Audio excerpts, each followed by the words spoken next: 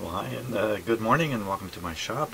Another kind of gray, rainy day so far here outside of Toronto. Actually, I'm in what's called the GTA, the Greater Toronto Area. That's where I live.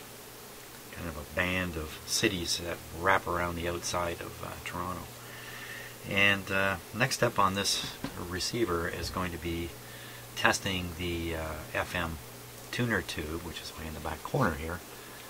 And that's after listening to the receiver play. It played AM, sounded pretty good. The FM sure sounds weird. Kind of garbled up and weird. So I think the next sensible thing would be to test the tube. Now I have located the schematic.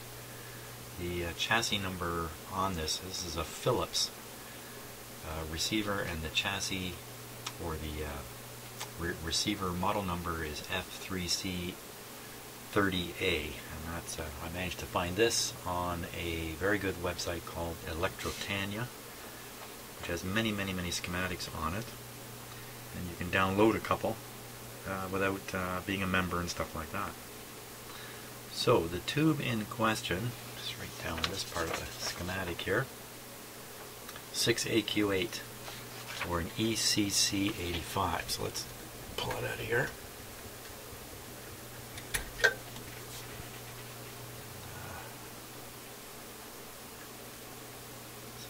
Get it out of its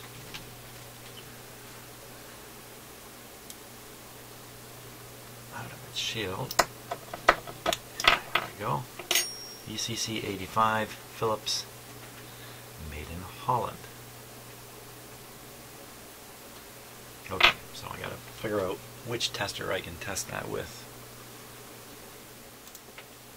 Okay, so rather than roll the roll chart on my old tube tester, I have a PDF copy of the roll chart that somebody took the time to make. The 6AQ8 is right down here. So I'm just showing you what it is I do in case you're kind of wondering. I usually don't put this part on camera. So there's a 6AQ8 down here, and there's two sections to the tube. Well, two triode, in fact, two triodes. So the first one is 6.3 volts, and let's just double check all the settings here. So 6.3 volts on the heater. EV, those are the heater pin connections. And 76080. 76080. 11 on bias, 85 on the English, and we're all set to go here on one part of this tube. There we go.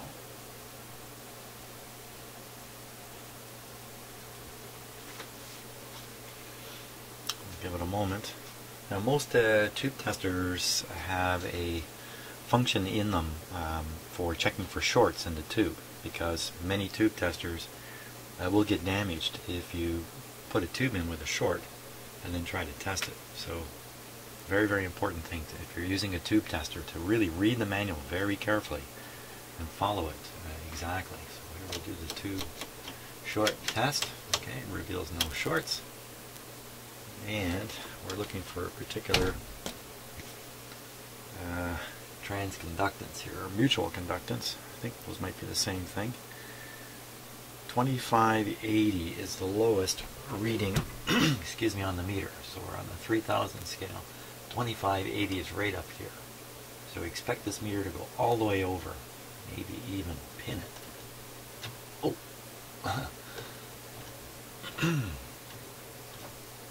What's up there? What's up with that? There it goes.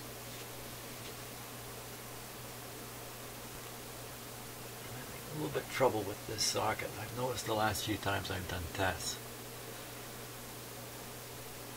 So it looks like the heater was off for a moment there. So this is testing very low. Let me double check now, just to be sure I'm reading the right thing. 2580, or as much as 4100. 4100 would be way off the scale here, so it should be between here and way over here. You see where it's coming up. And if you let the English setting just read the words, it's way in the replace. That's pretty bad. That's really pretty bad. So let's try the other half of the tube. 21030. 21030. 11 and 85. Check for shorts. A little flash here on the short light doesn't mean anything. Actually, you know what it means? It means the tube is actually working right, because its charge is going on and off of the tube elements, I think. So we're still on the English setting. Way down in the replace.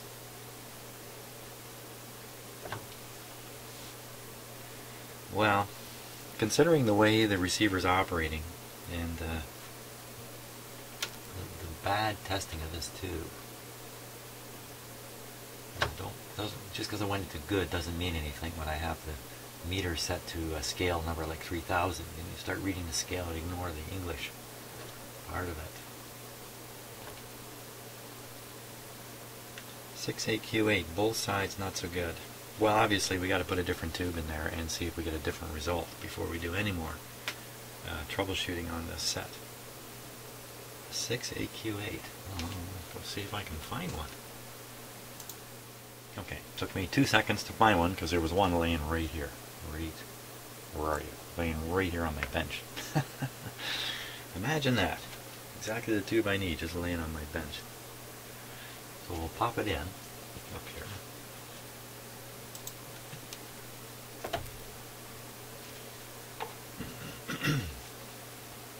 Oh, this one's a dud. This one's a dud. I don't know if you can see that, but I bent one of the pins over. That indicates it's a dud. Got another tube laying around here.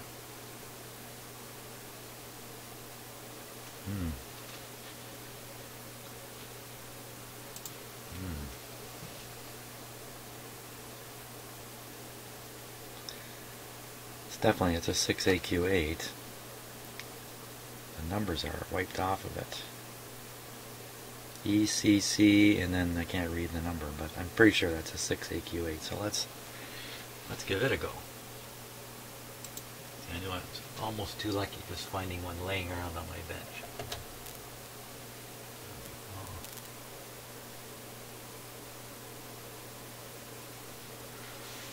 Okay, I'll let that guy heat up for a moment.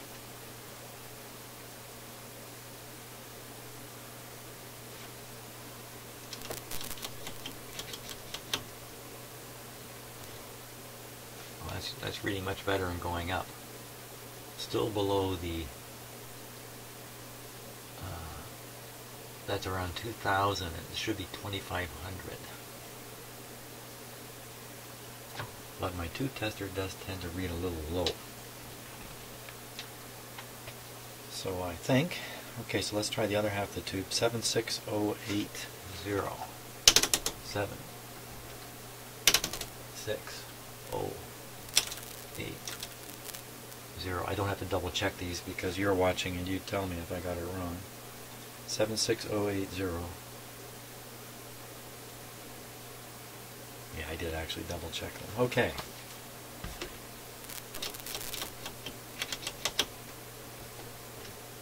Look at now, that's up where it really should be. So I think this tube qualifies as good. Let's give it a shot in the radio.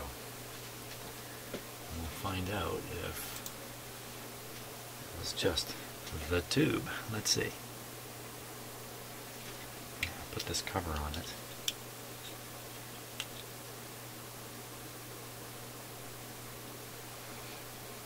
Plug it in.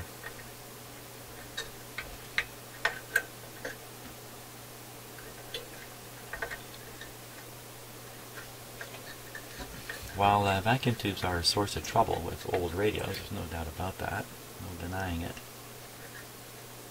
it's not as common as people might think. I'll get an old radio, I'll just buy a bunch of new tubes. By the way, a lot of those new tubes are not really new, and plug in all those tubes and it should work, but you know, you might be lucky. But That's hardly a guarantee. Oh, I hate these kinds of tube.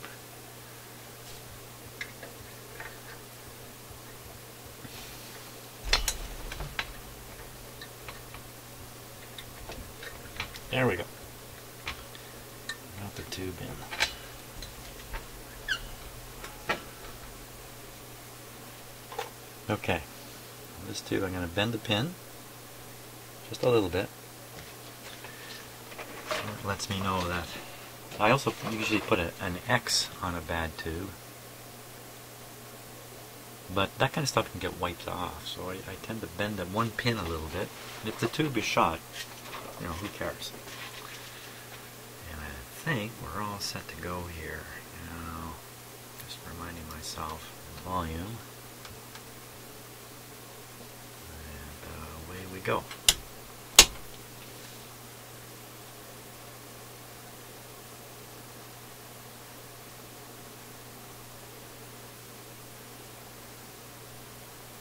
It's quite interesting. When I switched the set on, there was no inrush current. I didn't show you the light bulbs, but there was absolutely no inrush current. When I first turned the set on yesterday, there was certainly a current charging up these capacitors, but not today. Isn't that interesting? The thing held its charge overnight. Okay.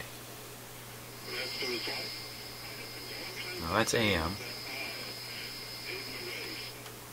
Go to FM.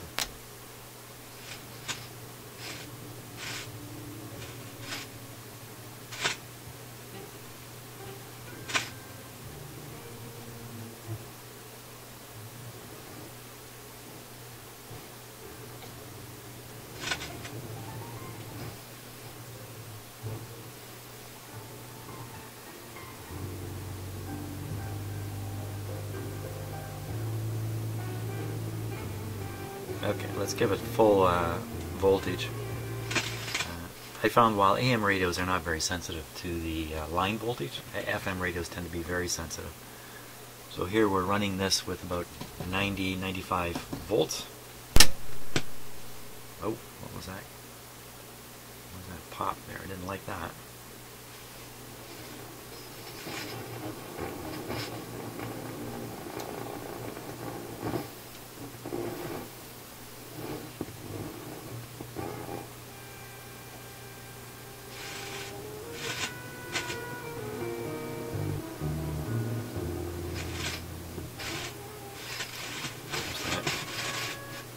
Noisy volume control.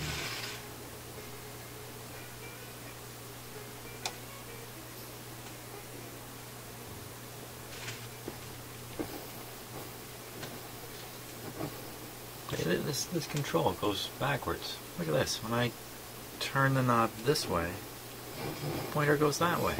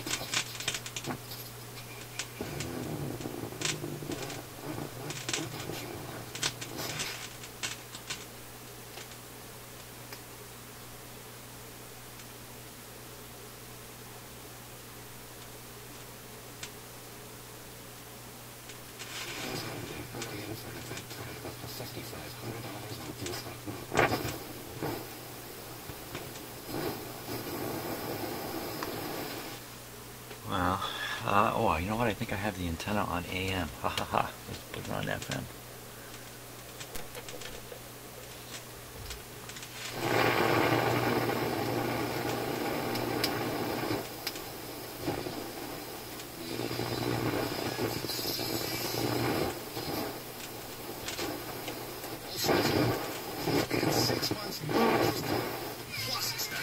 Every Saturday, including half-price rental day. Guitar Our checkup day, customer appreciation day.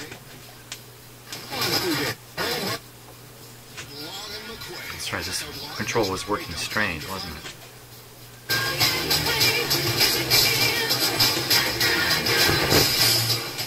Waterloo Brewing in Garbled, Scandal.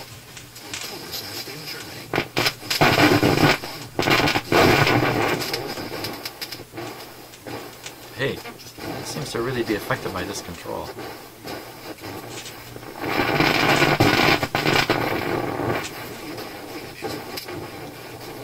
How come the AM sounded pretty good?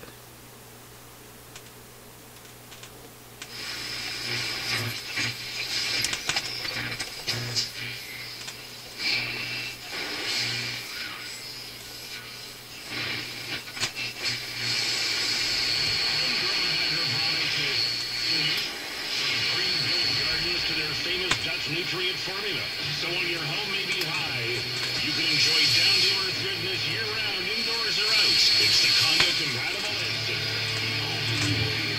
Click on hydroponics.com. Imagine you can partner with the top real estate developers and split the profits. Interested? Well, here's your chance. The Real Estate Talk Show's top investment pick allows accredited investors access to this unique opportunity to partner in the ownership and development of prime real estate. No tenants or management, and you can even draw from your RRSP. Now the best part, the targeted annualized returns are above 20%. For more information, call 844-ASK-REST or visit realestatetalkshow.ca today. Sing along now. Buy a pink tires, then get one free. Now that's all for all to see. It's easy to buy, it's easy to do. You get your free tire and free warranty. That's right. It's time to get... Back to FM. That's probably FM AFC there. I don't think there's any difference.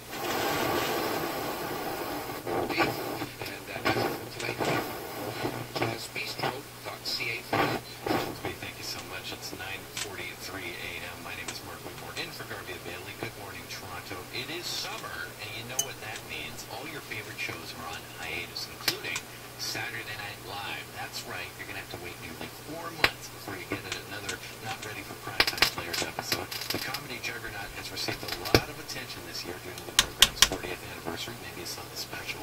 4 decades of comedians who have made us laugh, made fun of our news, and generally helped us have more fun at home on Saturday.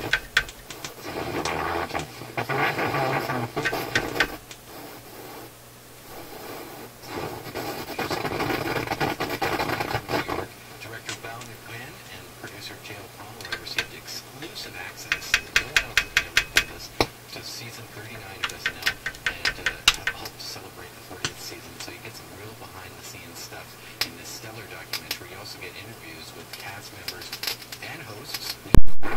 Okay, I cut the power off there. So, what is going on here? Changing the tube didn't make any appreciable, didn't bring any appreciable benefit to the radio. I'm sure it's working a little bit better, but whatever the problem is, it didn't fix the problem.